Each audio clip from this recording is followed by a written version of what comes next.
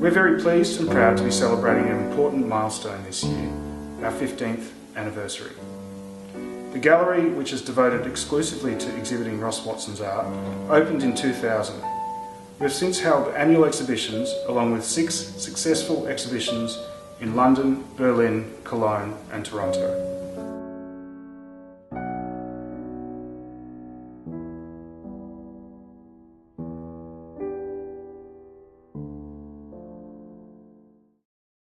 It's extraordinary to be here celebrating 15 years of this gallery, and one of the reasons it's extraordinary is that it reminds me that Ross and I met somewhat longer than 15 years ago, and appropriately we met in summer. We met by accident outside a gay cafe in Amsterdam, and I can't quite remember the final outcome of that meeting. I assure you it was perfectly, it was PG.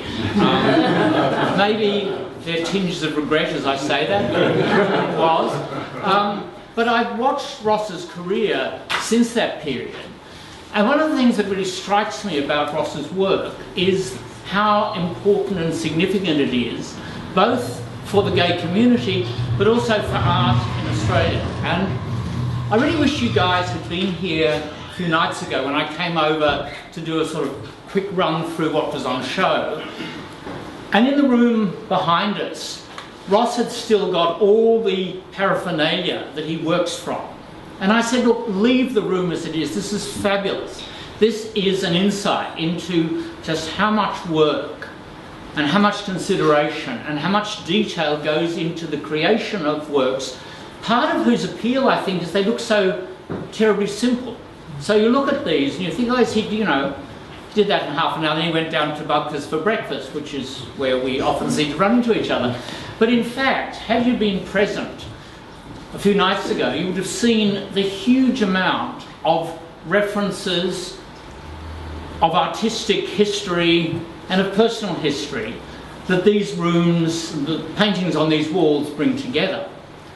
The other thing that was really striking the other night, Stephen may at this point want to gradually inch away from me, I suspect, is I walked in and of course the very first picture I saw was the one to our left.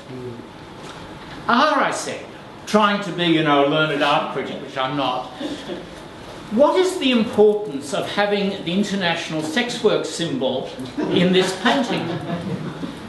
And in fact, both Stephen and Ross looked at me in some surprise and said, what are you talking about?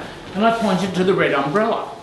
And the red umbrella has been taken up by the international sex work movement as a symbol, but what I found so interesting is that, of course, that was not the artist's intention. And the reason I'm telling you that story is it made me very conscious of the fact that when people talk about creative works, they actually often read things into them that were never in the mind of the creator. And so, out of interest, I went and read what people have written about Ross's work. And I think a couple of things strike me. There is the clear and important links that Ross has made, I think in a way better than anybody else I'm aware of, between the great classical works and contemporary gay iconography.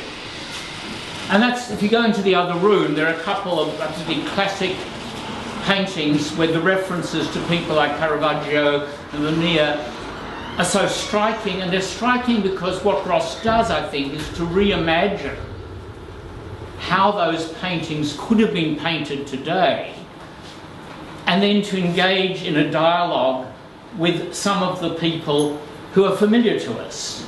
And I'm sure all of you went and looked and admired Matthew Mitcham reverse, diving upwards, as it were, into the arms of, we had some fun the other night speculating actually as to whether in another painting Matthew was in fact on Grindr chatting to some of the people in the Caravaggio. I will leave this to your imagination. I just make the point, critics see things that the artist didn't intend, and that's part of, I think, the fascination of Ross's work. But what I really was struck, and I've been thinking about quite a lot, partly because I've read what has been written about Ross in Australia, it's a very hard balance for anyone who is, quote, a gay artist. It is very difficult to be recognised as both making a political statement, which Ross is, and he does it in lots of ways, and some of it is through the open acceptance and admiration of the male body. Some of it is through a deliberate choice of people whom he paints and whom he places in these large portraits. And that is a very important political statement for our community. But at the same time, Ross is contributing to Australian art. And what I find striking, having read now what has been written, is how difficult it is for critics to actually get that. And there was one, Ross and I were talking about this before, one piece in the Age that couldn't really get beyond a fascination with naked buttocks. Now, don't get me wrong, I have a fascination with naked buttocks as well. And I suspect that everybody in this room, whatever their sexuality, under the right circumstances, can also be fascinated by naked buttocks. But the point was that someone who is typed as, quote, a gay artist, often cannot be considered seriously as an artist. And I think that what Ross does is brings together, particularly through these echoes of the traditional canon, he makes us rethink that canon, he makes us rethink the male body, and he makes us rethink the combination. And that to me is a very important contribution that needs to be understood and recognised beyond our community.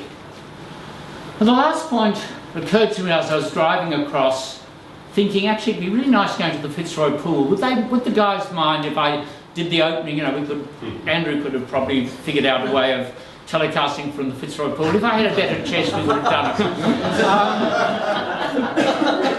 And what struck me is the theme of summer, which runs through so many of Ross's works. I like the fact that we met in summer. It was summer in Amsterdam, would have been winter in Melbourne. I like the fact that the sun and the blueness is reflected in so much of the work here. I like the fact that in the work that's in the other room, the proceeds of which, I'm sorry, I've forgotten the name of the two guys. Gus and Jason. Yeah.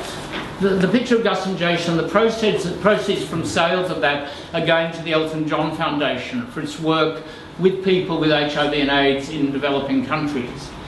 But I really like the fact that this 15-year celebration comes as part of the Midsummer Festival, and that Ross has become really an iconic part of both Midsummer and Mardi Gras, and all the things that says about bringing together the traditions of the community, the importance of art, and the celebration that runs through all of Ross's work. And I think if I can sum up your work in one word, Ross, I would say it celebrates life in a way that is deeply moving. So thank you for your work over the years. Thank you.